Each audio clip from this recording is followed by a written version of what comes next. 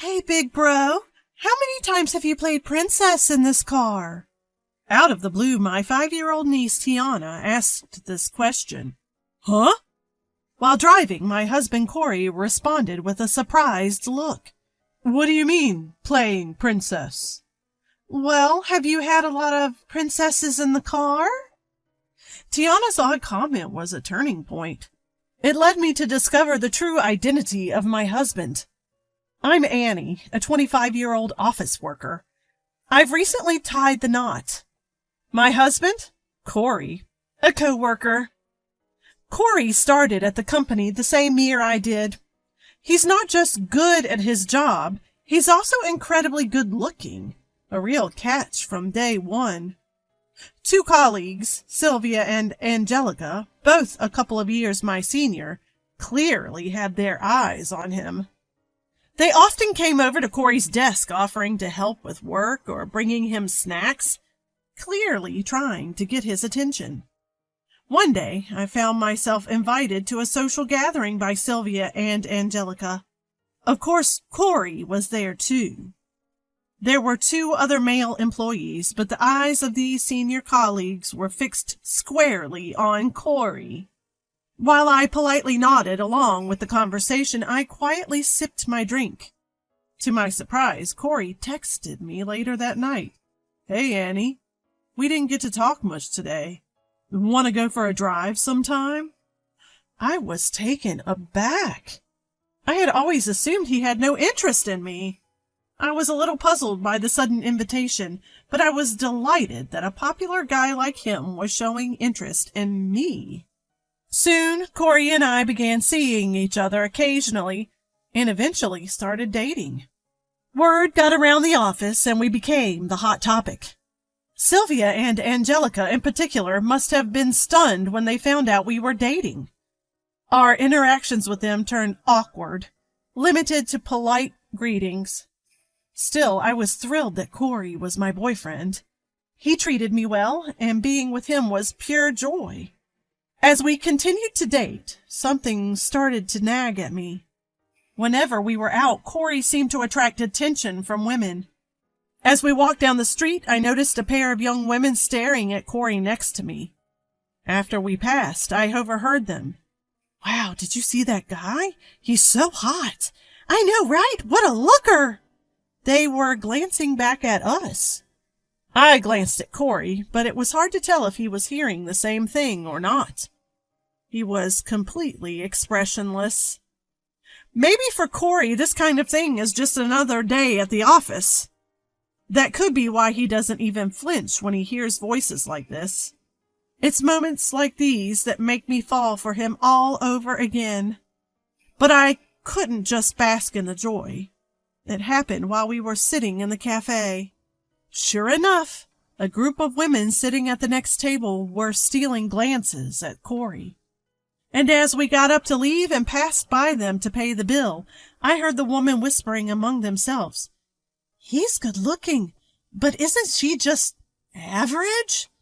Yeah, what a waste.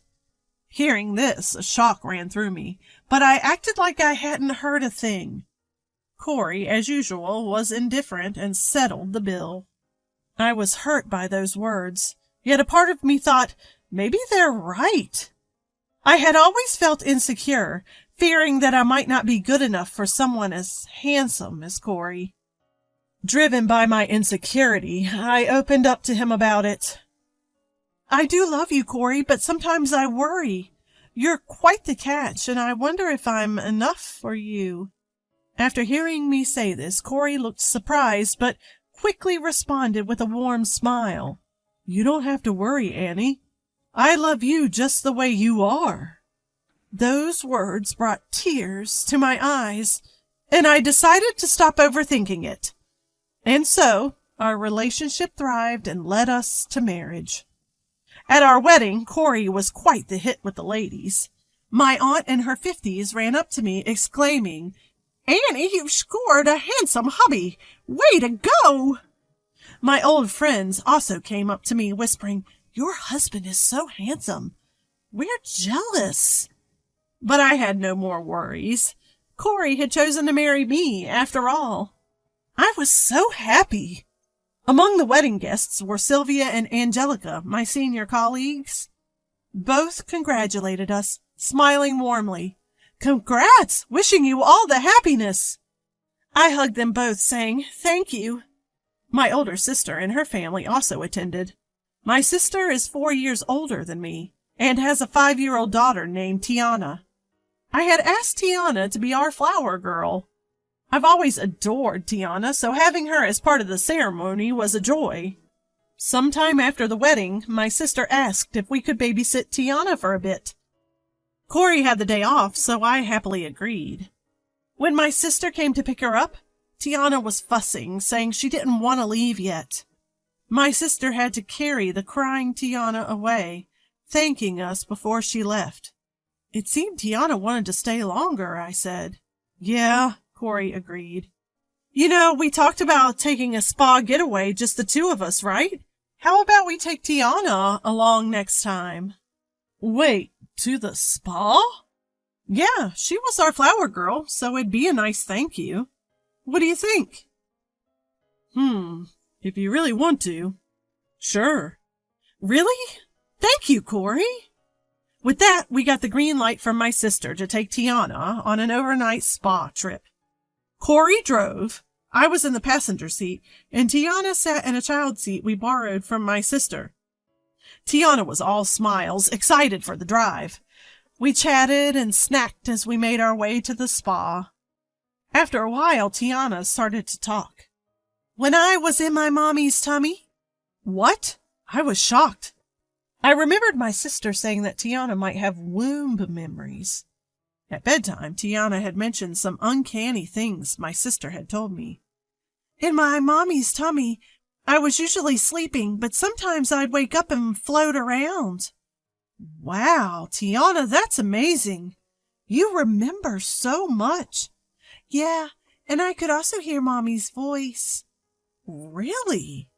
Hearing this, even Corey, who was driving, couldn't hide his astonishment. Wow, can't believe this stuff actually happens. It's amazing, isn't it? Kids are something else. Soon after, Corey saw a convenience store on the side of the road. He parked the car and went inside to shop. Tiana and I decided to wait in the car. Eventually, Corey came back, and we resumed our journey to the hot springs. As we were driving, Tiana suddenly said something surprising. Hey, big bro, how many times have you played princess in this car? Corey almost spat out his coffee. What? Corey looked perplexed as he repeated, Princess games? Yep, you've had a lot of princesses in here, haven't you? Caught off guard by Tiana's abrupt comment, Corey was left wide-eyed and speechless. Confused, I turned around to question Tiana. Tiana, what do you mean by princesses? I mean, you've played princess a lot in this car, haven't you? I was as baffled as Corey was. Seeing our confusion, Tiana teased. I won't tell. It's my secret now because I found out on my own. Tiana wouldn't elaborate any further, giggling to herself and whispering, It's a secret. Suddenly, she grew tired and fell asleep. The atmosphere in the car turned strangely awkward. Still puzzled by Tiana's words, Corey and I conversed. So, what was Tiana talking about? This princess thing? No idea, man. I know she likes princess characters and often plays pretend at home. Maybe she saw a princess in the car? Who knows? You know, it seems like Tiana might have some sort of prenatal memories and maybe even special intuition. Come to think of it, she did mention she found out something on her own.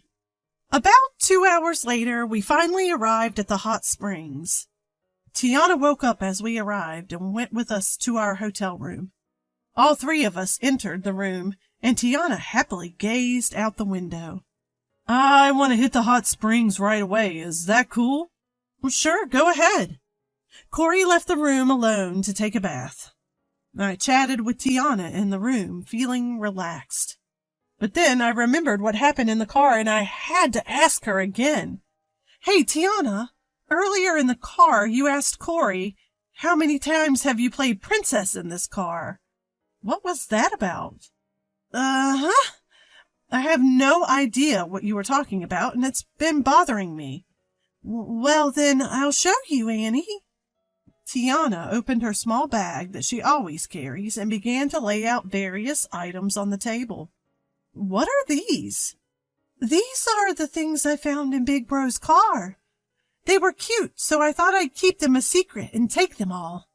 I looked at the items Tiana had laid out on the table, and I was stunned. Hairpins, hair clips, earrings, necklaces, lipstick, mascara, and even a hotel-provided hairbrush? None of it was mine, but they were clearly belongings of an adult woman.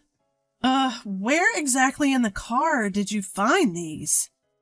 Well, they were under the seat near my feet. A lot of them, actually. Wait, all of these were scattered around?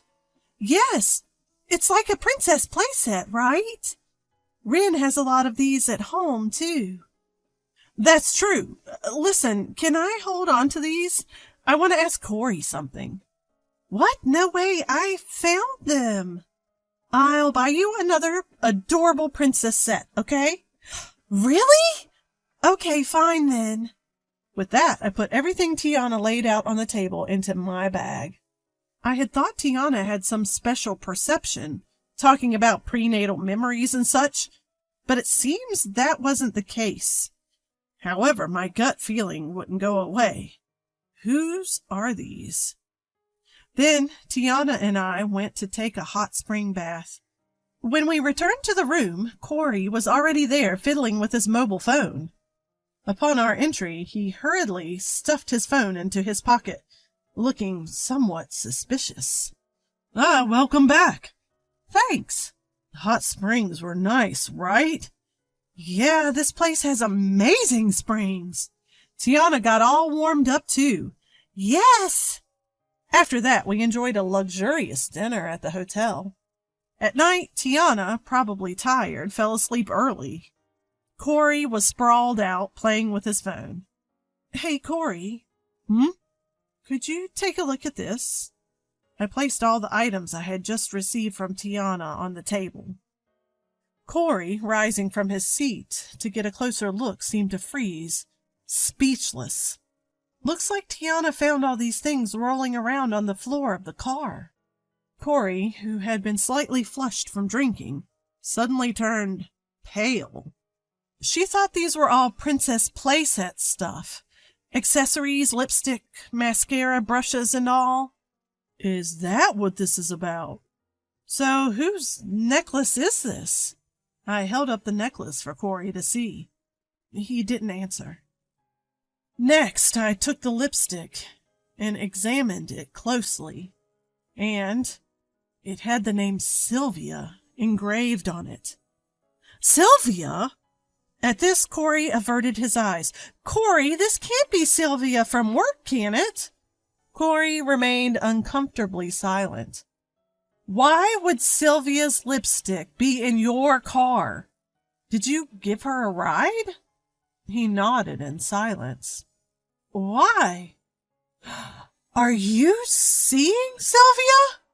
He nodded again. Are you kidding? Was this before or after our marriage? Corey answered in a somber tone. Both before and after. What? I was so shocked my mouth stayed wide open. After digging for the truth, Corey finally admitted to having an affair with Sylvia. But the surprises didn't stop there. I began to worry about Angelica, who used to be close to Sylvia and also chased after Corey back in the day. Hey, you're not involved with Angelica too, right? Corey averted his eyes. You've got to be kidding me! Turns out Corey had been secretly seeing both Sylvia and Angelica while we were together. This continued even after we got married. given that Corey, who works in sales, often worked late and went in on weekends. I now understood why he seemed so busy all the time. When I started dating you, Sylvia began sending me tons of emails every day. She wanted to meet, just the two of us. So I'd meet her occasionally. Then Angelica reached out, and I couldn't say no, and things just spiraled from there. I can't believe this. I felt so drained that I just sat down where I was standing. My handsome, kind husband had been involved with 3 women at the same time. As I probed further, it turns out Corey had dated multiple women since high school. At one point during college, he was seeing up to 5 women at the same time. I never wanted to ask Corey about his past relationships in detail. I thought nothing good would come of it. But to think he was this much of a womanizer. If you wanted to date multiple women, why the heck did you marry me? You could have stayed single and lived it up. I genuinely wanted to marry you, Annie. You're the steady type, someone I wanted as my wife. My parents were also pressuring me to get married and give them grandchildren. So you didn't think you should break up with the others? I really love you, Annie, but I also needed different types of relationships. What? Sylvia is like the dependable older sister, and Angelica is, well, harsh, but physically my type. They all serve different roles for me. It's been normal for me to rotate through multiple women. By now, I was beyond angry and just dumbfounded. My once dashing husband now just looked like a total sleaze.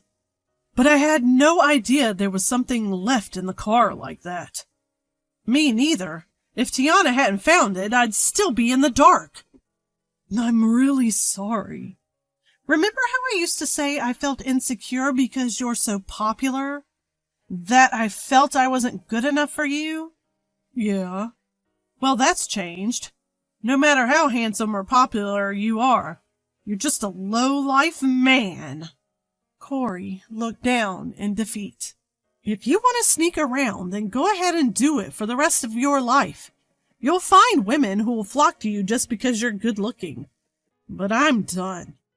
I want a divorce. Corey's shoulders slumped. It was now late into the night. Tiana was sound asleep. I was thankful to Tiana for finding all those lost items in the car. If not for this turn of events, I'd still be living in ignorance about the real Corey. What was supposed to be a happy hot spring trip had turned into the worst night of our lives. I was grateful to have caught on to Corey's infidelity sooner rather than later. The next day, the 3 of us went home and dropped off Tiana at my sister's place. Once the vacation ended, Corey and I headed back to work. His face was ashen. Everyone arrived for work and the morning meeting began. Today, I was the one leading it. Good morning, everyone. A quick announcement about some lost and found items. It turns out my husband's car was a treasure trove of lost items. Upon asking him, it seems they all belonged to Sylvia and Angelica. I said this while placing the lost items from the car onto my desk. Both Sylvia and Angelica looked shocked, and the other employees started murmuring. Corey just stood there with a blank expression. This lipstick has Sylvia's name on it, doesn't it? As I held out the lipstick, Sylvia rushed over with a flustered look to claim it. I'm not sure about the rest, so could you two sort it out? Sylvia and Angelica started dividing up the various items I had placed on my desk. Both were visibly sweating and flushed. Sylvia, Angelica, thank you for entertaining my husband so thoroughly before and after our marriage. I understand he's been a frequent guest at your homes. Sylvia and Angelica looked tense. The other employees and even the boss were stunned. Since I've found out that my husband has been seeing both of these ladies while married to me, I've decided to divorce him. Corey's face sank so low it almost disappeared. I'm stepping down as his wife, so feel free to fight over him as you please. That's all for me. Thanks for listening. This concludes our morning meeting." I sat down, and the room buzzed with whispers. Corey, Sylvia, and Angelica stood silent and defeated. Soon after, all three were called into a separate room by their bosses. Eventually, the trio could no longer stay at the company and left, effectively getting fired. After the divorce, I returned to my parents' house and planned to commute from there for a while. I consulted a lawyer and sought compensation from Corey, Sylvia, and Angelica in the divorce trial. Later, I learned that Sylvia and Angelica were fully aware of each other's affairs with Corey and had been competing by intentionally leaving their belongings in his car. Their little lost and found battle had been playing out without Corey and me ever knowing. Post-departure from the company, none became a couple, and they all dispersed. All three had a tough time finding new jobs, partly because they'd left the company in what was essentially a firing. Now, it seems, they're all scraping by, dipping into their savings and taking part-time jobs to keep up with their alimony payments from their divorce cases. On top of that, it appears the rumor has spread and they've lost the relationships they had built up over the years. As for me, being back home meant I saw more of my sister and Tiana. Tiana still adored playing princess, happily prancing in front of the mirror in dresses and tiaras. "You really are a cute princess." "Yeah, I hope I will marry a handsome prince someday." "Yes, but remember, some princes might look good, but are actually really bad. Make sure he's also a prince at heart before you marry him." "Got it." I hope my niece Tiana continues to grow and truly finds happiness. As for me, who ended up divorced in my 20s, I hope to use this bitter experience for a better future, hoping for a good relationship down the line.